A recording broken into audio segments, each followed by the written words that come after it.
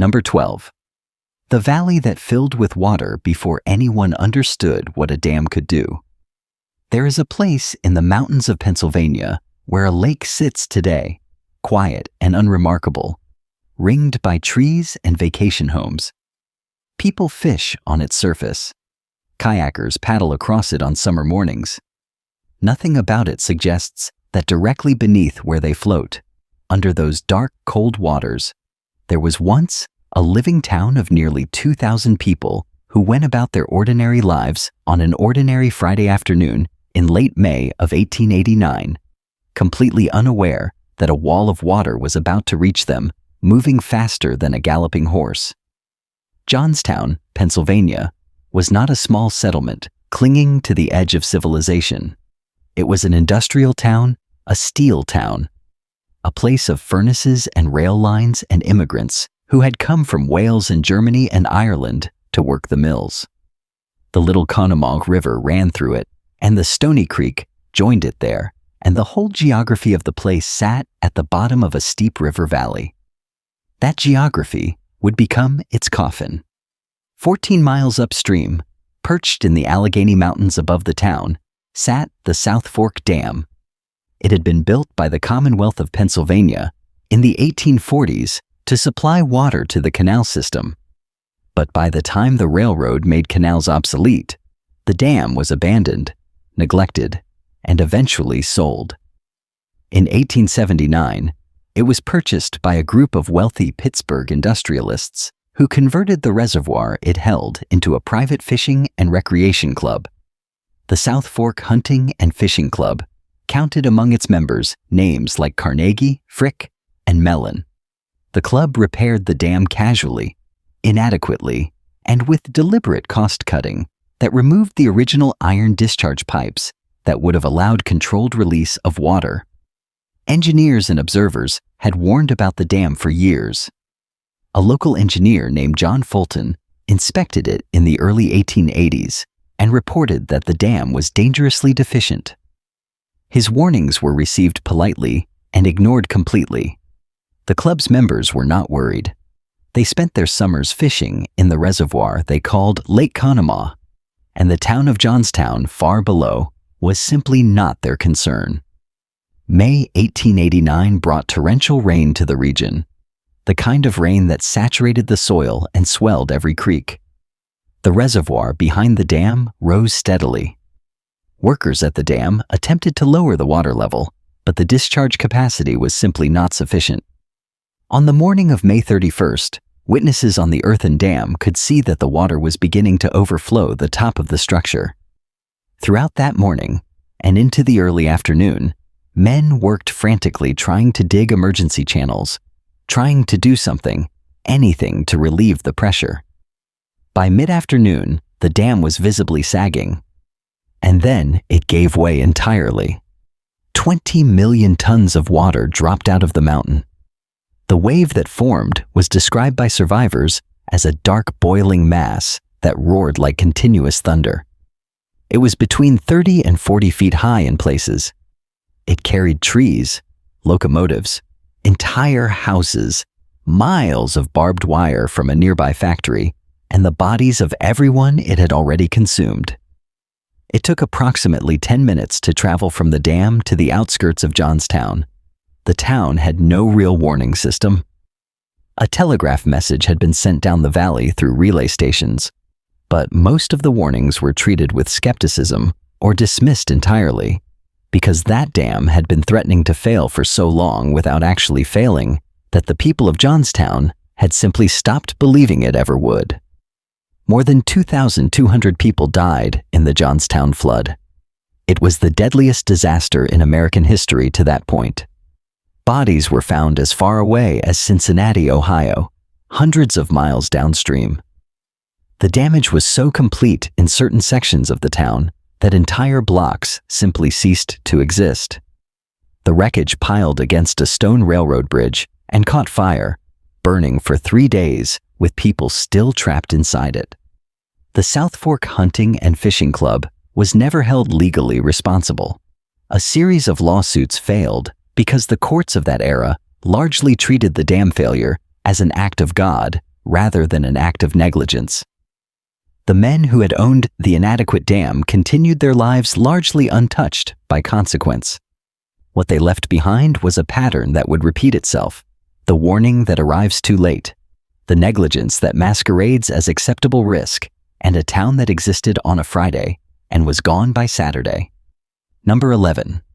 The mining town that slowly vanished into the ground it was built on. There are places that do not end in a single catastrophic moment. Some towns die incrementally over decades, swallowed by a process so slow that the disappearance is almost invisible until the day nothing is left.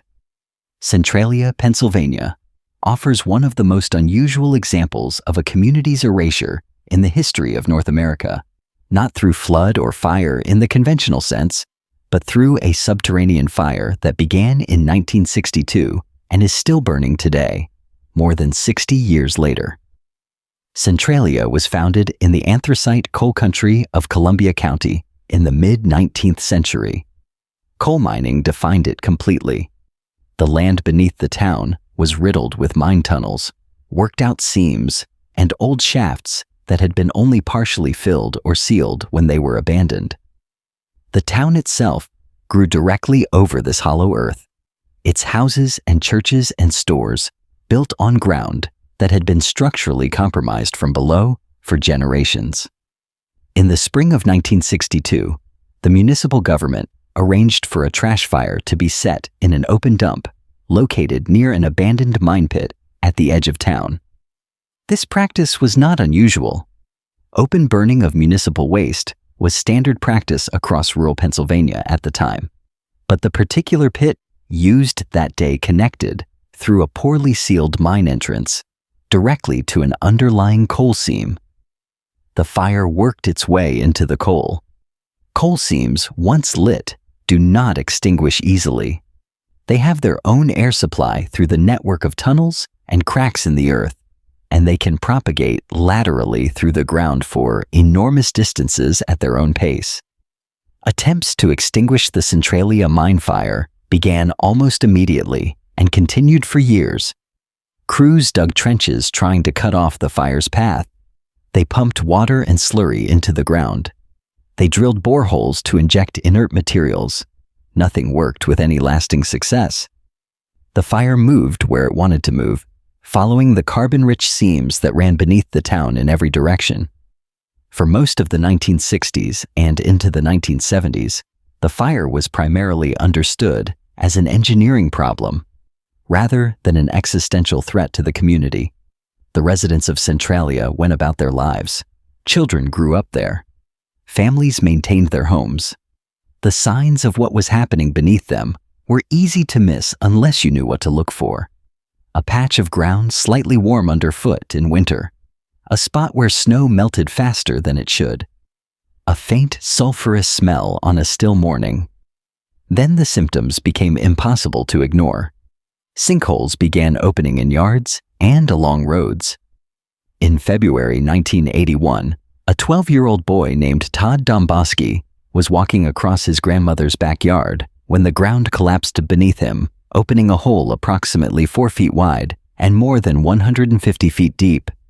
He caught himself by grabbing a tree root and held on until his cousin pulled him out. Measurements taken in that sinkhole detected carbon monoxide levels high enough to cause unconsciousness within minutes.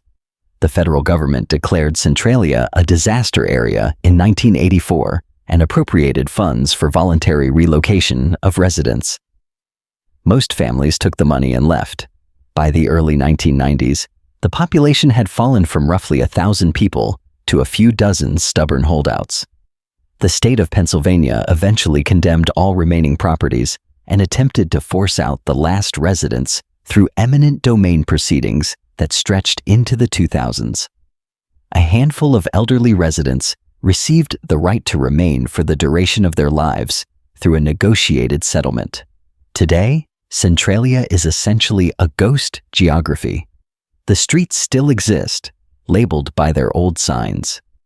The street grid is still visible from the air, but the houses are gone, the churches are gone, the stores are gone. Steam rises from cracks in the asphalt on cold mornings. the hillsides vent gas. The zip code, 17927, was officially revoked by the United States Postal Service. The town still technically exists as a municipality on Pennsylvania state records, though its population hovers near zero. The fire beneath it is expected to continue burning for another 250 years at minimum. What makes Centralia distinct from almost every other entry in this list is the particular quality of its disappearance. It did not end in a day or a week. It was consumed across decades by something invisible, something beneath the feet of every person who lived there, and the warnings it generated were subtle enough and the bureaucratic response slow enough that by the time the danger became undeniable, the community had already been living above a catastrophe for nearly 20 years. Number 10. The French colonial city that a volcano buried so completely that survivors spent decades arguing whether rescue was even possible. On the morning of May 8, 1902, the city of Saint-Pierre on the island of Martinique was the most important commercial and cultural hub in the French Caribbean. It had roughly 30,000 residents. It had cathedrals, theaters, newspapers, a prison, a vibrant port, and the kind of layered social world that colonial Caribbean cities developed across centuries of French rule. It was called the Paris of the West Indies. By 8:02 that morning, Saint-Pierre no longer existed. Mount Pelee had been showing signs of activity for months. Fumaroles were releasing the increased steam. The summit had started venting ash as early as February of that year. In the weeks before the eruption, the mountain produced sulfurous gas emissions strong enough to kill birds and livestock in significant numbers in the surrounding countryside. A small eruption in late April sent ash raining down on the city.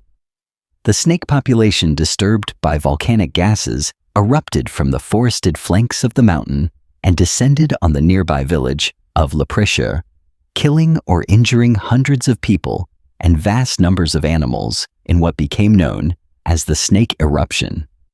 The signs were unambiguous by any reasonable geological standard, but Saint-Pierre did not evacuate. There are several reasons for this, and they intersect in ways that are historically instructive.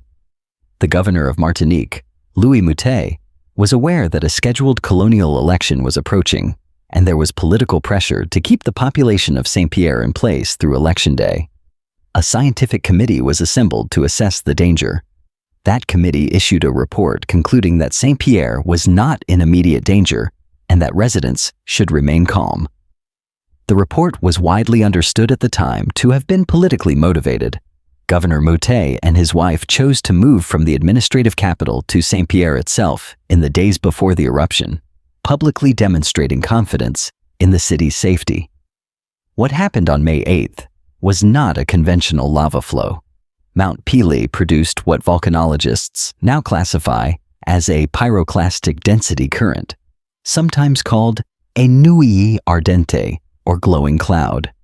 This is a superheated mixture of volcanic gas, ash, and fragmented rock that flows along the ground at speeds that can exceed 100 miles per hour, with temperatures measured in studies of similar events at several hundred degrees Celsius.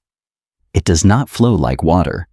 It hugs terrain, accelerates down valleys, and incinerates everything in its path faster than any living thing can react.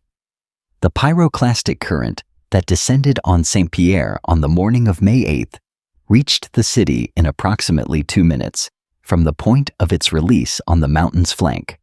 Eyewitness accounts from ships anchored just offshore described a black boiling mass pouring down the mountain and engulfing the city in what appeared to be an instant. Ships in the harbor caught fire. The stone walls of the cathedral collapsed. The city's rum distillery exploded as thousands of barrels ignited simultaneously, sending a river of burning alcohol into the sea. Of approximately 30,000 people in Saint-Pierre that morning, the confirmed number of survivors was 2. One of them was a prisoner named Louis Auguste Siparis, who had been held in a partially underground solitary confinement cell with thick stone walls and a small door facing away from the volcano. He survived with severe burns and was discovered by rescuers days later, still alive in the ruins. The other known survivor, Havivra de Ifrile, was a young girl who escaped in a small boat toward a sea cave and was found badly burned some distance from the city. Some accounts mention a few additional survivors from the city's outskirts, though the exact number is debated in historical literature. The point remains that a city of 30,000 was functionally annihilated in minutes. Saint-Pierre was never rebuilt as a major city. A smaller community grew up among its ruins, and some of those ruins are still visible today. The burned walls of the cathedral still stand. The iron prison bars of Cyprus's cell were photographed extensively and became one of the defining images of the disaster. The twisted remains of the rum distillery machinery were excavated by underwater archaeologists from the wrecked ships in the harbor. But the city that existed before 8 in the morning on May 8, 1902, with its theaters and its newspapers and its 30,000 lives, is entirely gone. Its erasure completed in the time it takes to walk from one end of a city block to the other. Number 9. The ancient city whose sudden disappearance was buried under so much sand that the evidence itself nearly vanished. In the desert borderlands between modern-day Iran and Afghanistan, in a region known historically as Sistan, there are ruins that archaeologists have spent decades attempting to fully understand. The site called Shahar-i-Sokhta, meaning the burnt city in Dari, covers an area of approximately 150 hectares and represents one of the earliest examples of urban planning in human history. At its peak, sometime around 2500 BCE, it may have housed between 25,000 and 40,000 people.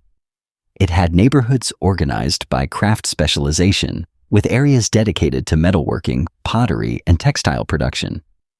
It had a drainage system. It had a cemetery containing tens of thousands of burials that has yielded extraordinary artifacts, including what researchers have identified as the world's oldest known artificial eye, crafted from bitumen and animal fat, found in the eye socket of a female skull. And then, around 2100 BCE, it was abandoned. The reasons for the city's abandonment are debated among archaeologists and remain genuinely uncertain. The most widely supported hypothesis involves a combination of climate change and hydrological shifts. The city was located at the edge of a seasonal lake system called the Hamun Wetlands, fed by the Helmand River. Paleo-environmental research has indicated that the regional climate around 2100 BCE became significantly drier. The seasonal flooding that had sustained agriculture around the city diminished. The wetlands contracted. The agricultural base that supported tens of thousands of people shrank in ways that would have been perceptible across a generation or two, not overnight, but inexorably. There is evidence in the archaeological record of the city's gradual decline before its final abandonment. The quality of construction in later phases shows a reduction compared to the city's peak period. Population density appears to have decreased in later occupation layers. The craft production that had been one of the city's defining characteristics seems to have contracted. The picture that emerges is not of a city destroyed in a single catastrophic event, but of a city that slowly drained of people as the environmental conditions that had made it viable ceased to function. What makes Shahar-i-Sokhta remarkable in the context of towns erased from memory is how complete the erasure was. Unlike cities that fell to conquest or fire and were at least remembered by their conquerors, Shahar-i-Sokhta simply faded from historical consciousness so thoroughly that it was not rediscovered by modern researchers until the 1960s.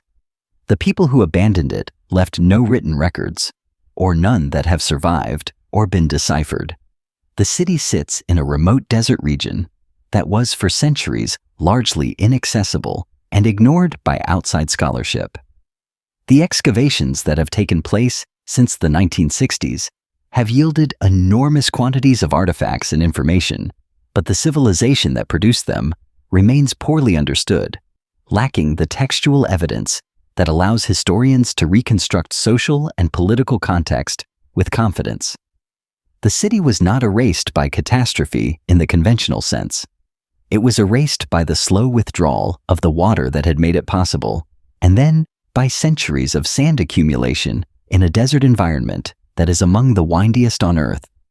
The Sistan region experiences sustained winds called the Wind of 120 Days that blow from June to September, generating sandstorms that can reduce visibility to zero and bury structures over time with remarkable efficiency. The city did not simply disappear from human memory. It was buried physically by the same desert that surrounded it, covered layer by layer until the mounds that marked its location were indistinguishable to the untrained eye from the natural topography of the landscape. Number 8. The town that was erased not by nature, but by a government decision that took effect without a single vote from the people who lived there. In the late 1930s, the Tennessee Valley Authority, a federal agency created as part of Franklin Roosevelt's New Deal program, began planning a series of dams along the rivers of the American Southeast, designed to control flooding, generate electricity, and modernize a region that had been economically devastated. The Watts Bar Dam on the Tennessee River was one component of this system. The Fontana Dam in North Carolina was another. But the dam that would produce the most complete erasure of established communities was the Norris Dam on the Clinch and Powell Rivers in Tennessee. The Norris Dam project required the flooding of a reservoir area that covered more than 34,000 acres. Within that reservoir area sat multiple communities. Among them was the small town of Lewiston, Tennessee, along with numerous smaller settlements and farms that had been inhabited continuously since the late 18th century. The families in the Norris Reservoir area were predominantly of old Appalachian stock, descendants of settlers who had cleared the land, built churches, operated mills, and buried their dead in family and community cemeteries across the valley for 150 years. The TVA's land acquisition process was swift and left little room for meaningful resistance. The agency had the power of eminent domain and used it comprehensively. Families were given notices to vacate, offered compensation that many regarded as well below the actual value of their land and homes, and given a fixed deadline to leave. The process was not gentle. Oral history accounts collected by researchers in subsequent decades describe families who had lived on the same land for 5 or 6 generations, being given weeks or months to pack everything they owned and leave a landscape that represented their entire world. Lewiston itself was a functioning small town with a post office, stores, and a social fabric built over generations. When the waters of the Norris Reservoir rose in 1936, Lewiston disappeared beneath them. The physical erasure was complete. The town's cemetery was one of the few things removed before inundation, with bodies exhumed and relocated to higher ground in a process that families found deeply traumatic. Thousands of graves were moved across the Norris Reservoir area as part of the TVA's preparation for flooding. What makes this category of erasure particularly resonant is the absence of any natural catastrophe as cause.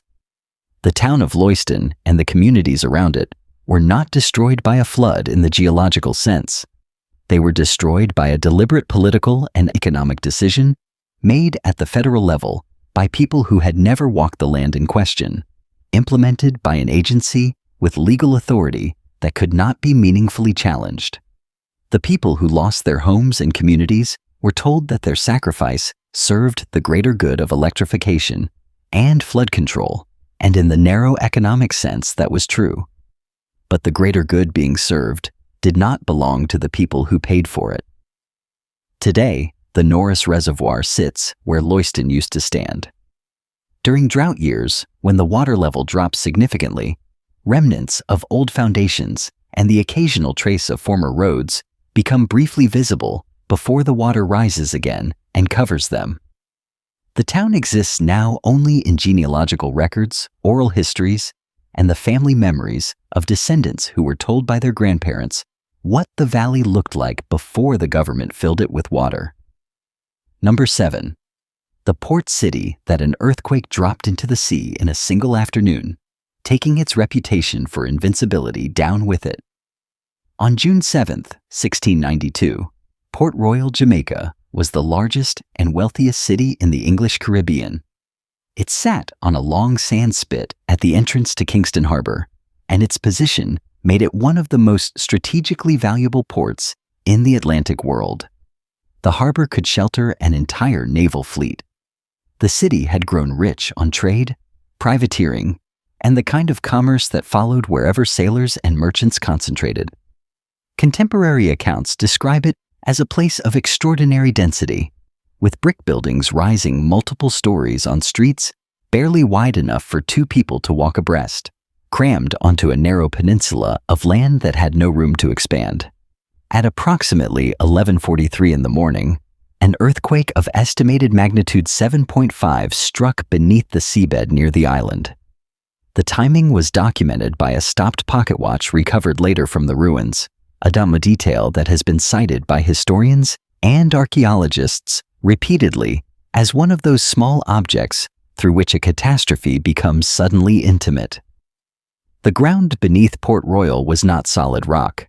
It was saturated sand, deposited over centuries by coastal processes, and when the seismic waves passed through it, the sand behaved as a liquid in a process known as liquefaction. Buildings did not crack and fall in the ordinary way. They sank. Entire city blocks simply dropped into the earth and then into the sea as the sand beneath them lost all structural integrity simultaneously.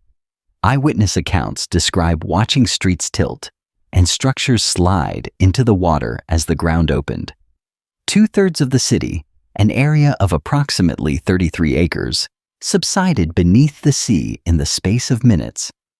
Contemporary estimates of the death toll ranged from 1 to 2,000 killed immediately in the earthquake and the tsunami wave that followed. An additional 1,000 or more died in the days and weeks afterward from injuries and from the outbreak of epidemic disease that swept through the overcrowded conditions of the survivors' camps.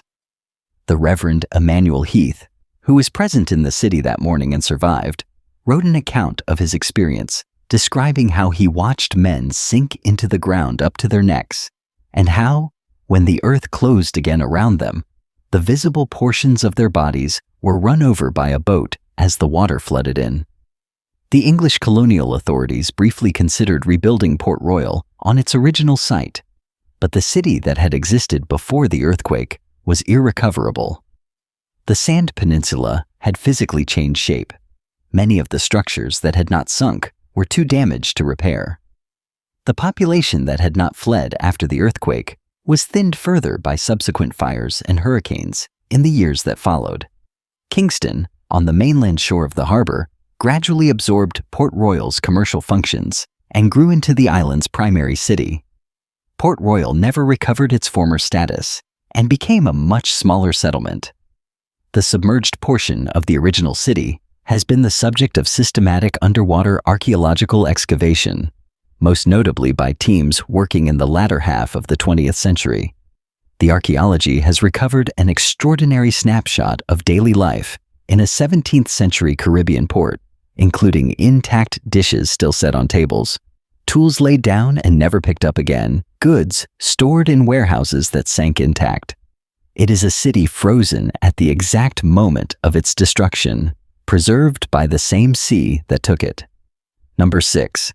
The entire population of an island who disappeared so completely that their fate became one of the longest-running mysteries in polar history. The eastern coast of Greenland in the 15th century was the edge of the known world for medieval Europeans.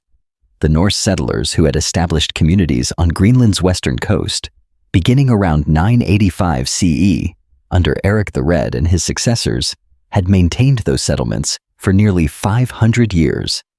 At their peak, the western settlement and the eastern settlement of Norse Greenland contained perhaps several thousand people organized into farms, churches, and a social structure that attempted to replicate Scandinavian feudal norms at the edge of the Arctic.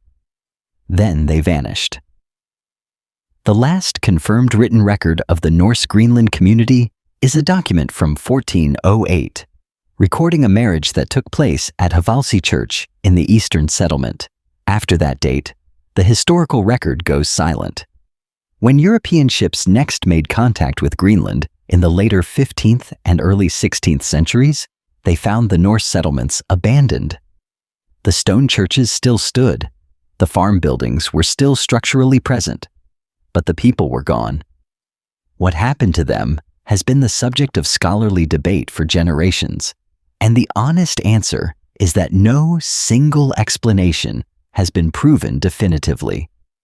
The evidence that has accumulated through decades of archaeological excavation, paleoclimatological research, and analysis of historical documents points toward a convergence of stresses rather than a single catastrophic event. The climate of the North Atlantic cooled significantly beginning in the 14th century in a period that climatologists call the Little Ice Age. Growing seasons on Greenland shortened. Sea ice became more prevalent and more persistent, interfering with the shipping routes that connected the settlements to Norway and Iceland.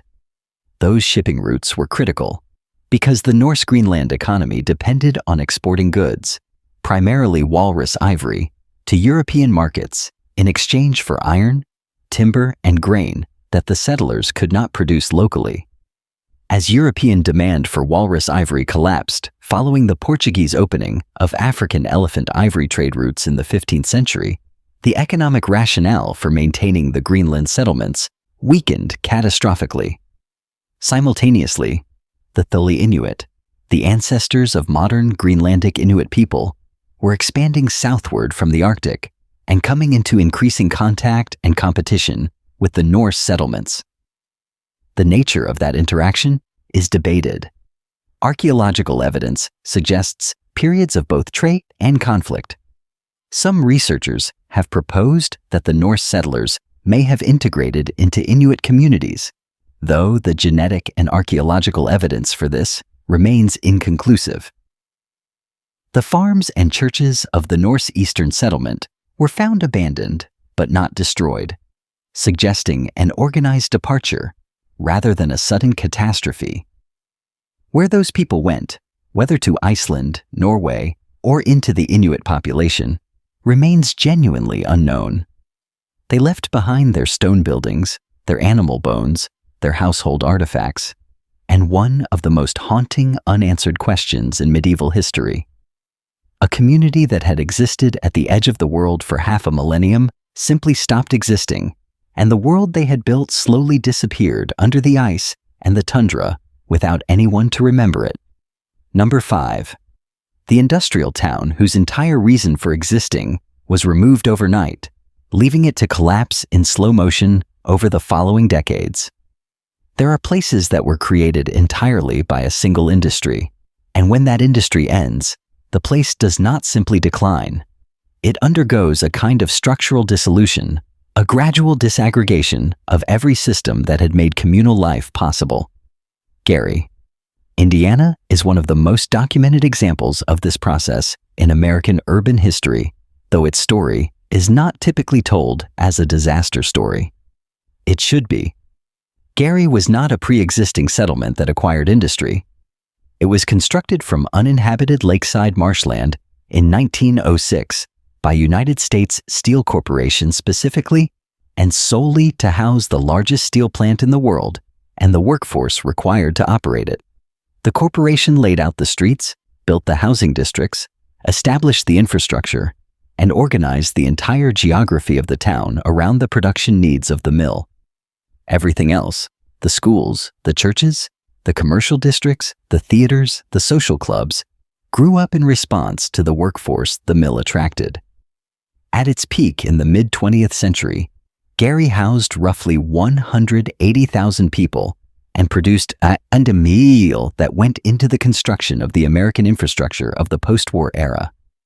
It was a genuinely functioning city with cultural institutions, a professional class, working-class neighborhoods of considerable vitality, and a political life that produced local figures of national significance. Mayor Richard Hatcher, elected in 1967, was one of the first African-American mayors of a major American city. Then the integrated global steel market of the 1970s and 1980s arrived, and what had been built in a decade began coming apart over the following 3 decades. Foreign steel produced at lower cost, combined with the aging of Gary's mill infrastructure and a series of corporate decisions about where to concentrate investment, produced steadily declining employment at the mill. As mill employment fell, the tax base fell. As the tax base fell, the quality of schools and city services fell.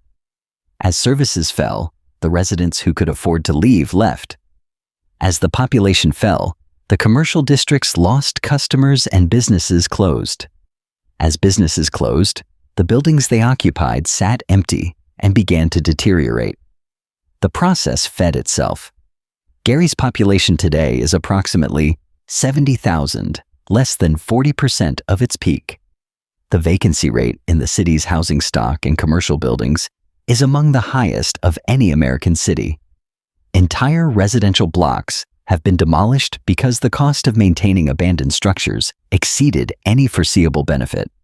The school system has been in and out of state receivership. The murder rate has fluctuated between levels that place it among the most dangerous cities per capita in the nation. The steel mill still operates, now owned by a different corporation and employing a fraction of its former workforce. The physical evidence of Gary's peak era is still present in the landscape. The grand architecture of the downtown civic buildings now empty and deteriorating. The residential streets where occupied houses alternate with vacant lots where houses once stood. It is a city that has not been erased in the physical sense, but has been progressively hollowed out. Its population, its institution, and its civic life all diminished to a fraction of what they were within a single human lifetime.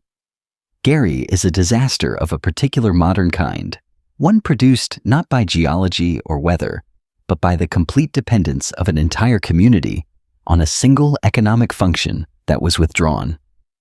The warning was legible for years before the collapse became irreversible. And like every entry on this list, the people who bore the cost of the collapse were not the people who had made the decisions that produced it. Number 4. The Roman city that was buried not once but twice, and whose full scope of destruction was not understood until excavations revealed something far worse than anyone had assumed.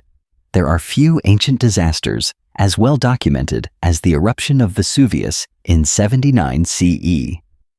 Most people who have any knowledge of it know about Pompeii, the Roman city buried under volcanic ash and pumice that preserved the town and its people in extraordinary archaeological detail.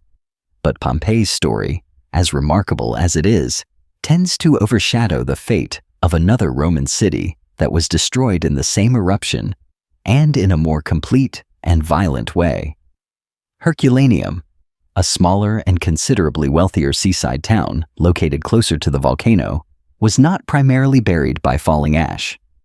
It was hit by a series of pyroclastic surges and flows that descended the mountain in the night hours of August 24th and 25th, 79 CE, and those flows buried it under volcanic material that in some places reached 20 meters in depth. Herculaneum's fate was understood differently than Pompeii's for most of the modern era, because the town was so deeply buried that systematic excavation was extraordinarily difficult. The volcanic material that covered it hardened into a rock-like substance, not the relatively loose ash and pumice that covered Pompeii. Tunneling into it required significant effort, and for much of the 18th and 19th centuries, the excavation of Herculaneum proceeded by the technique of digging tunnels through the hardened material to reach the ancient structures below, removing portable artifacts and leaving the rest in place. This approach preserved buildings and large features poorly. What changed the understanding of what had happened to Herculaneum's population was the discovery of the boat chambers along the ancient shoreline, beginning in the 1980s. archaeologists excavating the former beach area of the town discovered a series of arched chambers that had served as boat storage at the edge of the harbor. Inside these chambers, in positions that made clear they had died sheltering there, were the skeletal remains of approximately 300 people who had apparently fled to the beach after the eruption began, possibly waiting for rescue by sea. The analysis of these skeletal remains produced some of the most detailed forensic information ever recovered from an ancient disaster. The manner in which the bones were preserved indicated that the people sheltering in the boat chambers had been killed by an extremely rapid and intense thermal event, consistent with a pyroclastic surge. The heat had been sufficient, in at least some cases, to vaporize soft tissue and cause bones to crack and explode through thermal shock. The physical evidence of how these people died was written in their bones in ways that excavation and forensic analysis made legible nearly 2,000 years later. Herculaneum itself, beneath its 20 meters of volcanic rock, is still largely unexcavated.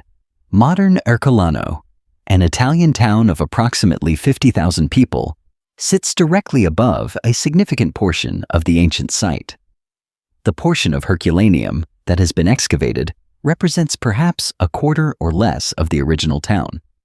The rest lies beneath inhabited streets and buildings that cannot be removed. The full scope of what is down there, the houses, the libraries, the public buildings, the people who did not reach the boat chambers, remains inaccessible. The town was buried so deeply that it survived in extraordinary preservation, precisely because the destruction was so complete, and it is that completeness of burial that makes it one of the most haunting of all the towns that the ancient world lost. Number 3. The city that warned itself repeatedly, recorded the warnings in its own documents, and was destroyed anyway because the gap between knowing and acting proved impossible to close. In the summer of 1953, a series of weather conditions developed over the North Sea that the meteorological services of several European countries were tracking with varying degrees of accuracy and concern. A deep area of low pressure combined with a spring tide and persistent northerly winds to produce a storm surge that would travel down the North Sea toward its southern end. The Netherlands, and specifically the province of Zeeland and the southwestern Delta region, sat at the bottom of that funnel. The Dutch had understood for centuries that they were vulnerable to exactly this kind of event. The Netherlands is a country that has spent its entire national existence in negotiation with the sea. A significant portion of its territory sits below sea level. The entire infrastructure of Dutch civilization, the dikes, the polders, the sluices, the pumping stations, was constructed and maintained specifically to hold back water that would otherwise cover the land. This was not a secret. It was the defining fact of Dutch geography and national identity. The dikes of Zeeland in 1953 were old. They had been evaluated repeatedly and found to be inadequate for a major storm surge. The national government had received engineering reports identifying the southwestern delta as critically vulnerable. Plans for a comprehensive reinforcement system had been discussed and partially designed. They had not been funded or implemented. The reason was not ignorance. It was the combination of post-war economic austerity and the bureaucratic inertia that typically separates a recognized problem from the political will to solve it. On the night of January 31st and into the early morning of February 1st, 1953, the storm surge arrived. It was the worst North Sea flood event since 1421. The dikes failed at 89 separate points. An area of nearly 1,400 square kilometers was inundated. In the province of Zeeland and the South Holland Islands, entire polders filled with seawater within hours. Farmhouses, village streets, and town centers disappeared underwater that in some places reached 5 meters in depth. Many people were asleep when the dikes failed in the early morning hours, and they died in their beds before any warning reached near them. The final death toll in the Netherlands was 1,835 people Tens of thousands of livestock perished. Nearly 50,000 buildings were damaged or destroyed. Over 70,000 people were evacuated. Several villages in Zeeland were so completely destroyed that the decision was made not to rebuild them on their original sites. The village of Kapelle, on the Schelde estuary, was one of several communities whose physical fabric was so thoroughly demolished by the flood and subsequent recovery decisions that it effectively ceased to exist as a distinct community. The 1953 flood produced in the Netherlands the political will to complete what the engineering reports had been demanding for years. The Delta Works project, one of the most ambitious hydraulic engineering programs in human history, was designed and built over the following decades specifically to prevent a recurrence. The Eastern Scheldt storm surge barrier, completed in 1986, became an engineering landmark. The Dutch rebuilt their relationship with the sea on fundamentally different engineering terms. But the villages that were lost, and the 1,835 people who drowned in the night because the dikes that engineers had identified as insufficient had not been reinforced, represent the cost of the gap between knowledge and action. The warning was not absent. The warning was precise, documented, and filed. It simply did not move fast enough through the machinery of government to save the people in its path. Number 2. The Chinese industrial city whose catastrophic explosion was so large that it registered on seismographs and removed an entire district from existence in less than a minute. On August 12, 2015, in the port district of Tanggu, in Tianjin, China, a warehouse operated by a company called Ruihai International Logistics caught fire. The warehouse was located approximately 600 meters from the nearest residential blocks and approximately 800 meters from a public transit station. It was registered as a facility for handling hazardous chemicals, though the precise inventory of what was stored inside would become a subject of intense investigation and dispute in the months that followed. Emergency responders arrived within minutes of the initial fire report. The firefighters who responded first did what firefighters arriving at a warehouse fire do. They applied water. What they did not know, and what would not become clear until the investigation that followed the disaster, was that the warehouse contained a large quantity of calcium carbide, a chemical that reacts violently with water to produce acetylene gas, which is highly flammable and explosive. The precise inventory of hazardous materials in the warehouse violated the regulations governing such facilities, both in terms of the types of materials stored and the quantities, which were far in excess of permitted levels. Among the materials eventually identified in the wreckage were sodium cyanide, ammonium nitrate, and potassium nitrate in quantities substantially above legal limits. At 23:34:06 local time, the first major explosion occurred. 30 seconds later, a second and vastly larger explosion followed. The second detonation was of sufficient force that it registered on seismographic stations as an event equivalent to a 2.9 magnitude earthquake. The crater it produced at the warehouse site was approximately 15 meters deep and over 100 meters in diameter. The thermal pulse from the explosion was intense enough to ignite vehicles in parking lots hundreds of meters away. Windows were shattered in buildings several kilometers distant. The fire and explosion debris destroyed or severely damaged more than 17,000 housing units, 800 businesses, and approximately 12,000 vehicles. The human cost was 173 confirmed deaths, including 99 firefighters and emergency responders, a figure that reflected how many personnel had been on site or arriving at the scene when the second explosion occurred. Several hundred more people were injured, some seriously. What the investigation revealed was a layered failure of regulatory oversight. The Ruihai Company had obtained its hazardous chemical storage license through processes that the investigation found to be procedurally compromised. The company's ownership structure was linked to officials in the local port authority in ways that created obvious conflicts of interest in the regulatory relationship between the company and the agencies responsible for overseeing it.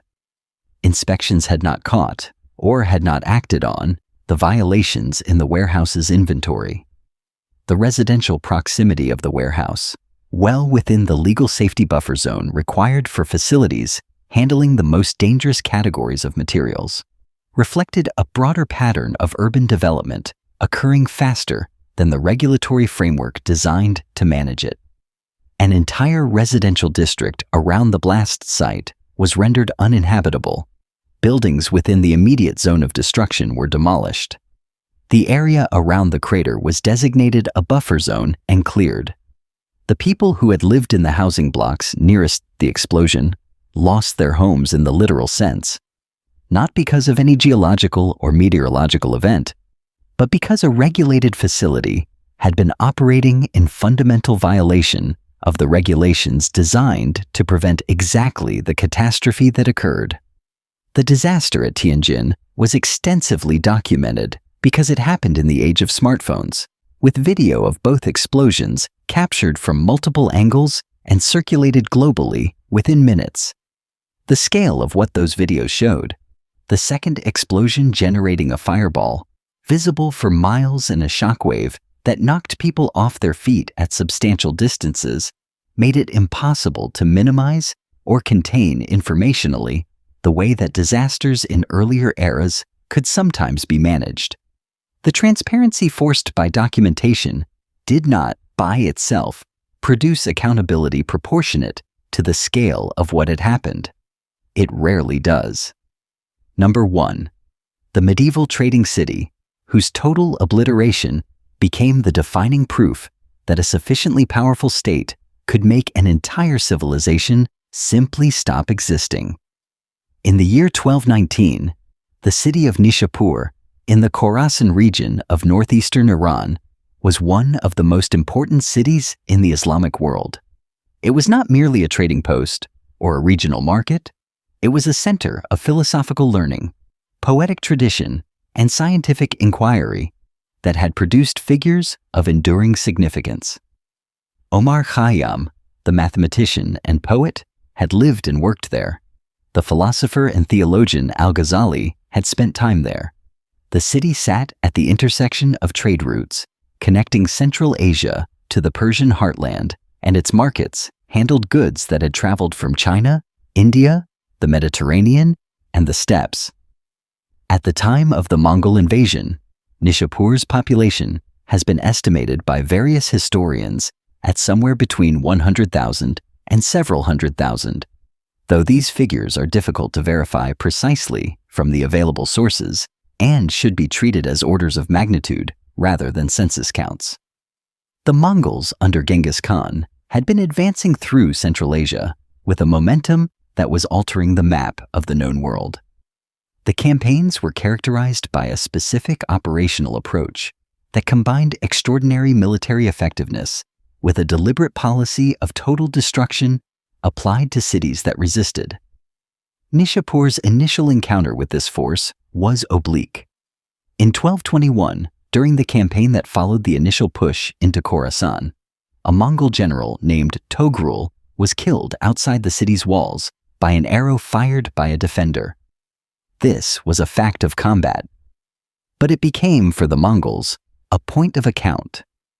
The city was taken, and the instruction for what was to follow was attributed, in Persian and later historical sources, to the personal order of Tului, son of Genghis Khan, whose wife Sorkaktani is recorded in some accounts as having been particularly insistent on the completeness of the destruction in response to the death of the general. The historical accounts of what followed, drawn primarily from Persian chronicles and later Mongolian-era histories, must be approached with some awareness that they were composed at various removes from the events, and that casualty figures in medieval sources are typically unreliable when very large. With that caveat clearly stated, what the sources agree on is this. The population of Nishapur was killed in its near entirety over the course of several days. The buildings were demolished systematically. The irrigation systems that had sustained the agricultural hinterland of the city were destroyed. The heads of the killed were reported to have been sorted and stacked into separate pyramids for men, women, and children. A detail recorded in multiple sources that serves, regardless of whether it is precisely accurate, as an indicator of the methodical nature of the destruction. The intent was not simply military victory, it was the erasure of the place as a functioning entity. The irrigation network that the Mongols destroyed was not a target of tactical military necessity. It was the physical infrastructure of civilization itself, the underground channels called qanats that brought water from the mountains across the semi-arid plain to support human habitation. Without the qanats, the agricultural base that supported a major city could not exist. A city cannot be rebuilt in a desert without water. Nishapur did eventually recover, over centuries. There is a city there today, but the Nishapur that existed before 1221, the scholarly and commercial metropolis that had been accumulating cultural and intellectual capital for 6 centuries, did not return. The libraries were burned. The scholars were killed. The manuscripts, the astronomical observations, the legal commentaries, the poetry collections that had been building in Nishapur's great houses and institutions for generations were destroyed or scattered. The specific intellectual tradition that city had cultivated and that could only exist in the particular concentration of minds and institutions that a major city makes possible was severed. The Mongol campaigns through Khorasan and the rest of Central Asia in the 13th century destroyed a network of cities whose combined intellectual and cultural output represented one of the most productive civilizational zones in the medieval world. Nishapur was among the most complete of those destructions, and its completeness was not incidental. It was the point. The destruction was designed to function as a message addressed to every city still standing. Resistance meant erasure, and the erasure would be total. The record preserves the ruins and the chronicles. What it cannot fully recover is what was in those buildings when they burned. Who was thinking? What thoughts? What had just been written down? What was about to be discovered? Of all the towns and cities on this list, the ones destroyed by water or fire or slow economic withdrawal or governmental decision leave at least the landscape, at least the geography. Nishapur was targeted for removal as a going concern, and the weapon used was not only violence against a people, but systematic destruction of the physical and hydrological infrastructure that made a city possible. The people who did it understood exactly what they were doing. The destruction was not the accident of war, it was its purpose. Of all the ways a town can be erased from memory, which one do you think is the hardest to recover from? Not just physically, but in terms of everything a community holds that cannot be rebuilt with materials and labor alone. Put the number in the comments. If this kind of dark and forgotten history is what you are looking for, subscribing to this channel is how you find more of it.